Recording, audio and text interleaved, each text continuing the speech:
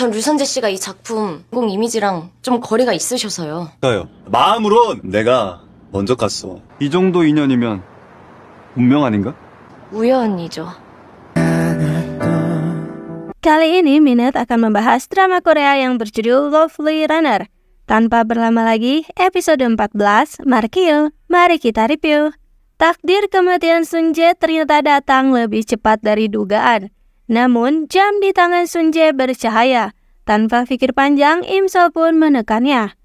Meskipun pedih, tapi Im Sol harus menghindari pertemuan pertamanya dengan Sun Jae. Hingga akhirnya ia pun memutuskan untuk pindah rumah sekitar ketika Sun Jae yang tengah cedera bahu. Dan semua kenangan mereka pun menghilang.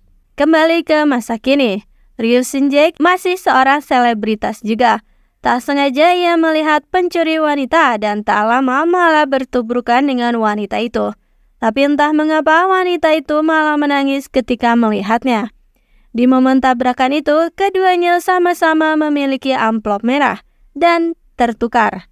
Ryu Sun Jae mempermalukan dirinya sendiri di seluruh Korea dengan membacakan nominasi yang salah hingga beritanya viral. Secara random, Hyunju malah memberi ide naskah yang terakhir kali dikirimkan pada aktor Ryu Sun Jae saja. Atasan pun menyetujuinya.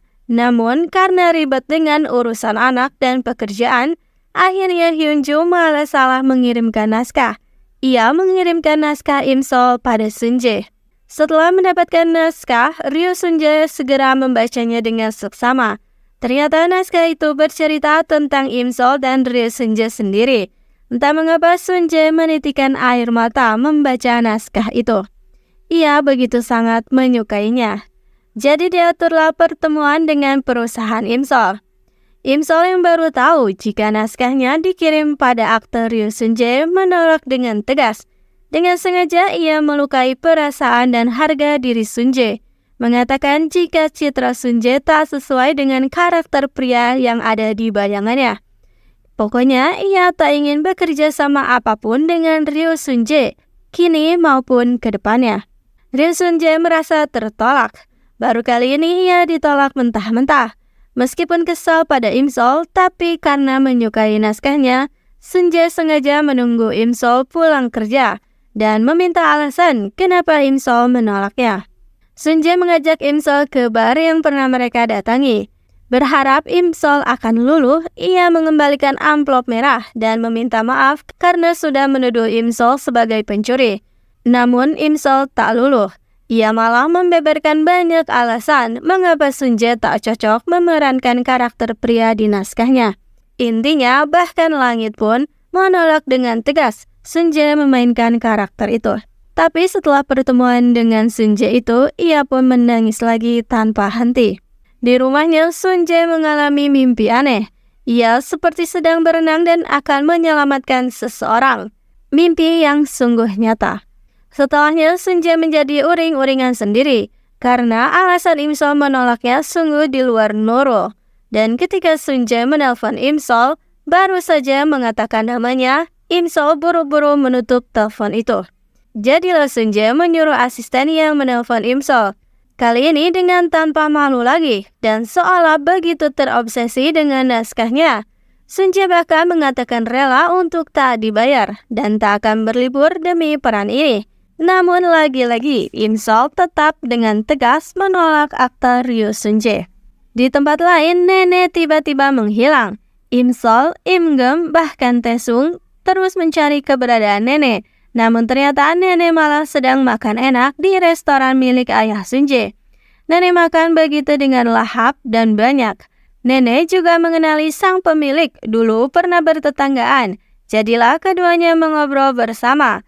Ayah menyombongkan Ryu Sun Jae, hingga ayah pun mabuk. Tak lama Sun Jae asli datang, dan nenek malah mengira ia sebagai suaminya, hingga foto pun terjatuh yang berisi alamat rumah nenek dan juga foto bersama dengan Im Sol. Diketahui jika nenek mengidap demensia. Im Sol diberitahu jika nenek sudah ditemukan dan akan segera diantar oleh pemilik restoran. Bergegas ia pun pulang diantar Taesung. Namun ternyata aktor Ryu Sun Jae sudah ada di sana. mengira jika Ryo Sunjae bahkan sudah mencari tahu alamat rumahnya demi naskah itu. Tapi ternyata Im Sol salah paham.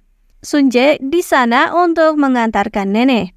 Dan untuk berterima kasih, Im Sol disuruh ibu setidaknya mentraktir teh hangat untuk pria yang sudah mengantar nenek pulang. Mau tak mau, Im Sol menuruti. Sambil ditraktir, Sunjae lagi-lagi meyakinkan Im Sol jika ia cocok memainkan peran di naskahnya itu. Dan kejadian lucu pun terjadi. Dikira akan dimintai tanda tangan oleh para siswi, tapi ternyata Ryo Sunjae malah diminta untuk membalikan rokok. Im Sol pun seketika tertawa dengan puas. Sunjae yang melihatnya sedikit terpesona. Setelahnya keduanya lalu berpamitan. Sunjae mengatakan jika pertemuannya dengan Im Sol adalah sebuah takdir. Karena ayah mengatakan jika dulu mereka bertetangga. Namun lagi-lagi Im Sol menolak gagasan takdir itu. Pasti hanyalah sebuah kebetulan saja. Dan berharap jika atasan mengajak kerjasama dengan Sunjae, Ryo Sunjae akan menolaknya. Dan saat melihat Im Sol menuju apartemennya, sekelebat bayangan di benak Sunjae muncul dan dadanya terasa sakit. Di rumah, Im Sol mewanti-wanti nenek untuk tak pergi ke restoran tadi lagi. Namun entah mengapa nenek yang sudah demensia itu malah mengatakan jika sebenarnya itu adalah hal bagus karena Im Sol merindukannya. Seketika Im Sol pun terdiam dengan perkataan nenek tadi dan ia pun menangis lagi karena merindukan Sunjae, sang oksigen murni miliknya.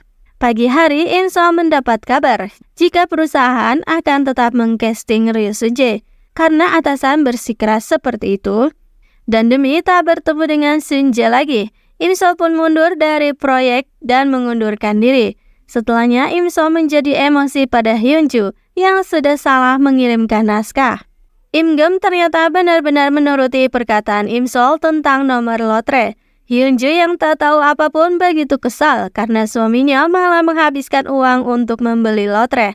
Namun sungguh debak dan jackpot. Setelah ia mengecek nomor lotre itu, Hyunju pun pingsan seketika. Dan ternyata Kang Taksi muncul kembali. Penjahat itu mencoba menculik seorang wanita, namun untungnya wanita itu bisa kabur dan segera melapor polisi. Taesung dan polisi lainnya pun akhirnya bisa mengidentifikasi identitas si penjahat dan siap memburu pria itu. Sunjae akhirnya berhasil. Pertemuan dengan perusahaan Im Sol akan dilakukan lagi, tapi kali ini dengan produser yang berbeda, karena produser Im Sol memilih untuk mengundurkan diri. Sedangkan Im Sol mendatangi tempat kencannya dahulu bersama Sunjae. Ia mengenang kebersamaannya dengan Sunjae di sana. Dan tanpa sadar sudah larut malam. Namun sebelum pulang ia menyempatkan diri untuk menaiki wahana kincir. Dan saat akan menaikinya, tiba-tiba aktor Ryo Sunjae masuk begitu saja. Ternyata sebelumnya Sunjae sedang syuting di lokasi itu juga. Im Sol tak bisa kabur kemanapun karena wahananya sudah berputar. Ia bahkan tak melihat ke arah Sunjae sedikit pun. Im Sol marah-marah kenapa Sunjae sangat keras kepala ingin ikut proyek film itu. Sunjae mengatakan jika setelah membaca naskah ia mengalami gejala aneh. Tiba-tiba ia menangis, tiba-tiba ia bermimpi aneh dan bahkan tempat ini pun seolah tak asing baginya. Im Sol mengatakan jika Sunjae terus bersikeras terlibat dengan dirinya maka ia bisa kehilangan nyawa. Dan tiba-tiba wahana pun berhenti. Membuat keduanya kehilangan keseimbangan dan berakhir dengan berpelukan. Im Sol menahan tangis karena melihat kalung berinisial S yang dulu Sunjae berikan padanya kini dipakai oleh Sunjae sendiri. Dan sekali lagi wahana berguncang. Im Sol dan Sunjae pun benar-benar berpelukan dan mereka pun saling bertatapan penuh makna. Dan episode 14 pun berakhir di situ.